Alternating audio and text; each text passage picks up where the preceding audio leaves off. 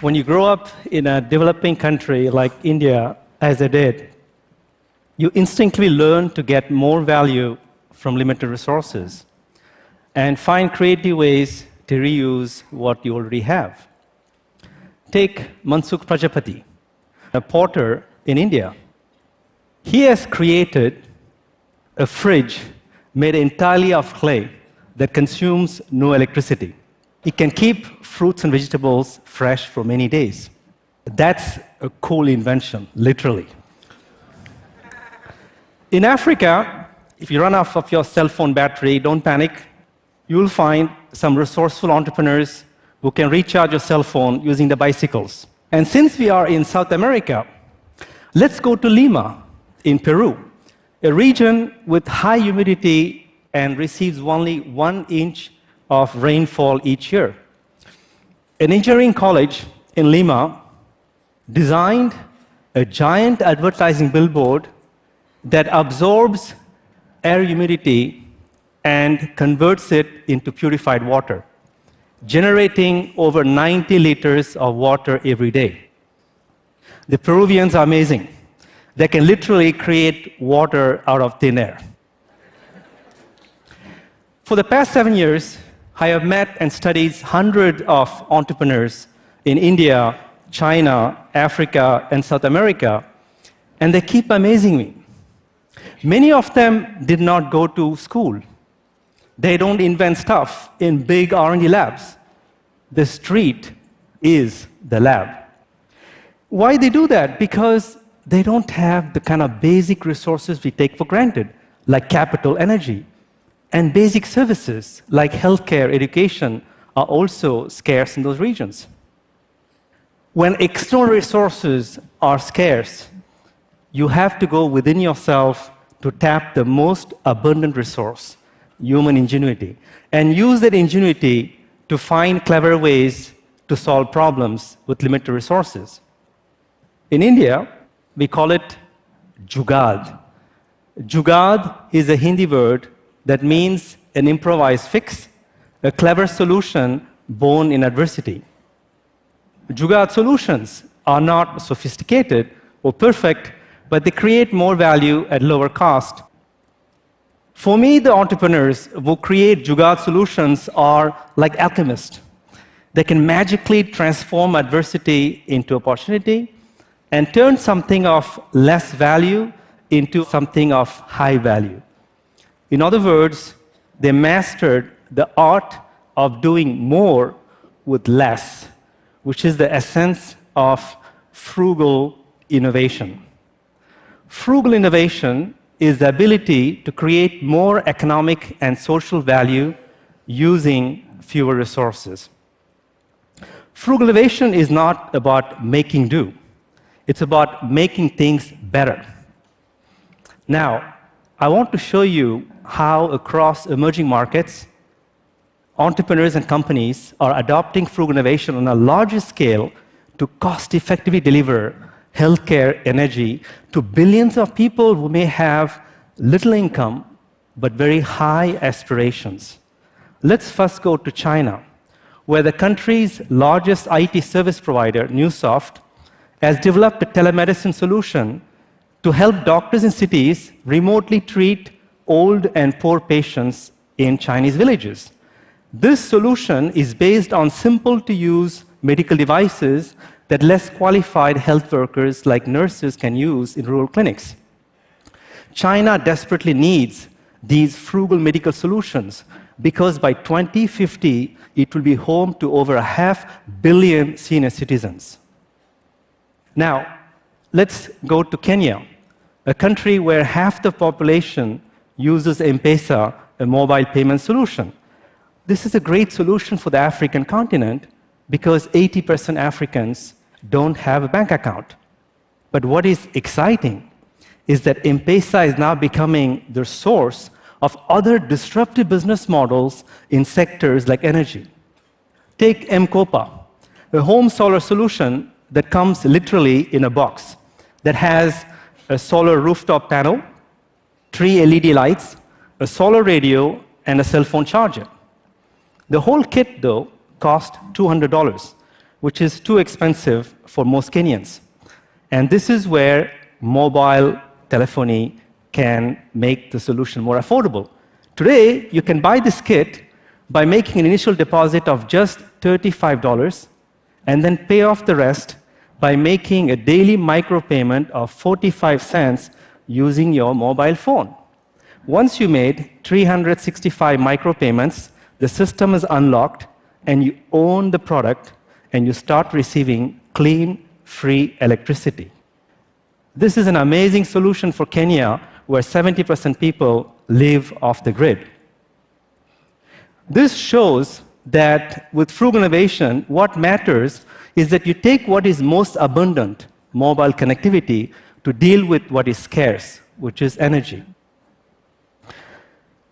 With frugal innovation, the global south is actually catching up and in some cases even leapfrogging the north.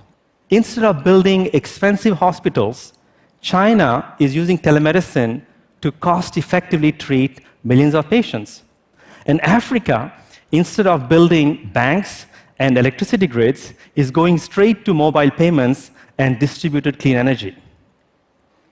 Frugal innovation is diametrically opposed to the way we innovate in the north. I live in Silicon Valley, where we keep chasing the next big technology thing. Think of the iPhone 5, 6, then 7, 8. Companies in the West spend billions of dollars investing in R&D and use tons of natural resources to create ever more complex products to differentiate their brands from competition. And they charge customers more money for new features. So the conventional business model in the West is more for more. But sadly, this more for more model is running out of gas for 3 reasons. First, a big portion of customers in the West, because of the diminishing purchasing power, can no longer afford these expensive products. Second, we are running out of natural water and oil. In California, where I live, water scarcity is becoming a big problem. And third, most importantly, because of the growing income disparity between the rich and the middle class in the West, there is a big disconnect between existing products and services and basic needs of customers. Do you know that today there are over 70 million Americans today who are underbanked because existing banking services are not designed to address their basic needs? So the prolonged economic crisis in the West is making people think that they are about to lose the high standard of living and face deprivation. I believe that the only way we can sustain growth and prosperity in the West is if we learn to do more with less. The good news is that's starting to happen. Several Western companies are now adopting frugal innovation to create affordable products for Western consumers. Let me give you 2 examples. When I first saw this building, I told myself it's some kind of postmodern house. Actually, it's a small manufacturing plant set up by Grameen Danone, a joint venture between Grameen Bank of Muhammad Yunus and the food multinational Danone to make high-quality yogurt in Bangladesh. This factory is 10% the size of existing Danone factories and cost much less to build. I guess you can call it a low-fat factory. Now, this factory, unlike Western factories that are highly automated, relies a lot on manual processes in order to generate jobs for local communities. Danone was so inspired by this model that combines economic efficiency and social sustainability. They are planning to roll it out in other parts of the world as well. Now, when you see this example, you might be thinking, well, frugal innovation is like low tech. Actually, no. Frugal innovation is also about making high-tech more affordable and more accessible to more people. Let me give an example. In China, the R&D engineers of Siemens Healthcare have designed a CT scanner that is easy enough to be used by less qualified health workers, like nurses and technicians. This device can scan more patients on a daily basis and yet consumes less energy, which is great for hospitals. But it's also great for patients because it reduces the cost of treatment by 30%, and radiation dosage by up to 60%. This solution was initially designed for the Chinese market, but now it's selling like hotcakes in US and Europe, where hospitals are pressured to deliver quality care at lower cost.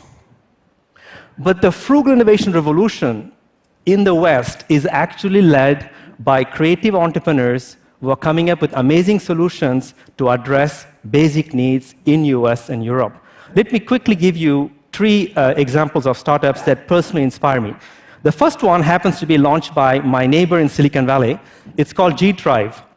They make actually these wireless sensors designed like plastic ruler that farmers can stick in different parts of the field and start collecting detailed information like soil conditions. This dynamic data allows farmers to optimize use of water energy while improving quality of the products and the yields, which is a great solution for California that faces major water shortage. It pays by itself within 1 year. Second example is B-Bound, also in Silicon Valley, that enables you to connect to the internet even in low bandwidth areas where there's no Wi-Fi or 3G or 4G. How they do that? They simply use SMS, a basic technology, but that happens to be the most reliable and most widely available around the world. 3 billion people today with cell phones can't access internet. This solution can connect them to the internet in a frugal way. And in France, there is a startup called Compte Nickel, which is revolutionizing the banking sector. It allows thousands of people to walk into a mom-and-pop store and in just 5 minutes activate their service that gives them two products, an international bank account number and an international debit card. They charge a flat annual maintenance fee of just 20 euros. That means you can do all banking transactions, send, receive money, pay with your debit card, all with no additional charge. This is what I call low-cost banking without the bank. Amazingly, 75% of the customers using this service are middle-class French who can't afford high banking fees. Now, I talked about frugal innovation initially pioneered in the South, now being adopted in the North. Ultimately, we would like to see developed countries and developing countries come together and co-create frugal solutions that benefit the entire humanity. The exciting news is that's starting to happen. Let's go to Nairobi to find that out. Nairobi has horrendous traffic jams. When I first saw them, I told myself, holy cow, literally, because you have to dodge cows as well when you drive in Nairobi. To ease the situation, the engineers at IBM lab in Kenya are piloting a solution called MegaFic, which initially was designed by the Japanese engineers. Unlike in the West, MegaFic doesn't rely on roadside sensors, which are very expensive to install in Nairobi. Instead, they process images, traffic data, collected from a small number of low-resolution webcams in Nairobi streets, and then they use analytic software to predict congestion points. And they can SMS drivers alternate routes to take. Granted, MegaFic is not as sexy as self-driving cars, but it promises to take Nairobi drivers from point A to point B at least 20% faster. And earlier this year, UCLA Health launched its Global Lab for Innovation, which seeks to identify frugal healthcare solutions anywhere in the world that will be at least 20% cheaper than existing solutions in the US and yet more effective.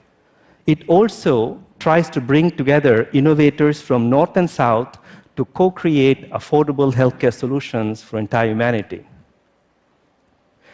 I gave tons of examples of frugal innovators from around the world, but the question is, how do you go about adopting frugal innovation? I gleaned out 3 principles from frugal innovators around the world that I want to share with you that you can apply in your own organization to do more with less. The first principle is keep it simple. Don't create solutions to impress customers. Make them easy enough to use and widely accessible, like the CT scanner we saw in China. Second principle, do not reinvent the wheel. Try to leverage existing resources and assets that are widely available, like using mobile telephony to offer clean energy or mom-and-pop stores to offer banking services. Third principle is think and act horizontally. Companies tend to scale up vertically by centralizing operations in big factories and warehouses, but if you want to be agile and deal with immense customer diversity, you need to scale out horizontally using a distributed supply chain with smaller manufacturing distribution units like Grameen Bank as shown. The South pioneered frugal innovation out of sheer necessity. The North is now learning to do more and better with less as it faces resource constraints. As an Indian-born French national who lives in the United States, my hope is that we transcend this artificial North-South divide so that we can harness the collective ingenuity of innovators from around the world to co-create frugal solutions that will improve the quality of life of everyone in the world while preserving our precious planet. Thank you very much.